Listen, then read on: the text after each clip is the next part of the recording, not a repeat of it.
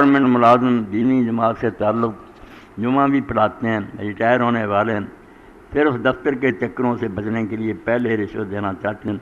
کیا یہ رشوت کو فروغ دینا نہیں ہے؟ بالکل ٹھیک ہے، بس جیب سے بچ سکتے ہیں نا، تو ٹھیک ہے بھائی بچن، مگر رشوت بھی سارے سمجھ چڈو، رشوت دے چکر سے دیندار لوگ بہت مارے گئے۔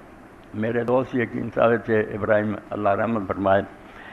انہوں کا بھی سالا بھی وہ ابراہیم سے، انہوں نارو والوں لے پاورا وہ حوالے کرتی میں لے تو سنبھال 20 سال حکیم صاحب پوچھا نا، 20 سال بعد پوچھا ابراہیم کو حساب کیا آتا ہے، حساب کتاب کیا پاورا ہی میری بالکل بہ گیا عدالتوں کے چکر، چیما صاحبان دوست سی اپنے، انہیں آخیا حکیم صاحب رشوت نہیں دینی، انہیں دیتی، دوجے نے عدالت پیش ہوئے تو حکیم صاحب نے دسیا ہوں جج نوں کی پتا کہڑا ابراہیم، دونوں کا نام تو ابراہیم سی، پڑھی عدالت انہیں آخیا میرا کام کیتا ہی، حکیم ابراہیم نے آخیا، وہ نال ہی جڑا سی نا ریڈر بیٹھا انہیں پھر سجدے نہیں جج صاحب وہ ابراہیم دوسرا، یہ انہوں نے سنیا پیسے انہیں دے وہ حق فیصلہ ہو گیا،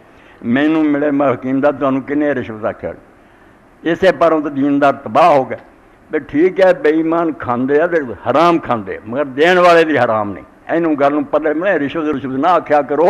ورنہ مر جاؤ گے، کسی پولیس پھڑ لو گے ناجائز، کسی افسر نہیں کام کرن گے، اپنا حق لین لی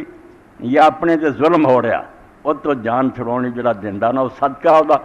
انہوں ثواب ملے گا وہ تے لین والے منوں مردار دا گناہ ہو، وہ حرامی پھردے پھرن گے، انہوں کوئی گناہ نہیں، صرف دو گلاں اپنے تے ظلم ہو رہا وہ تو جان چھڑاؤنی یا اپنا حق ہی نہیں مل رہا،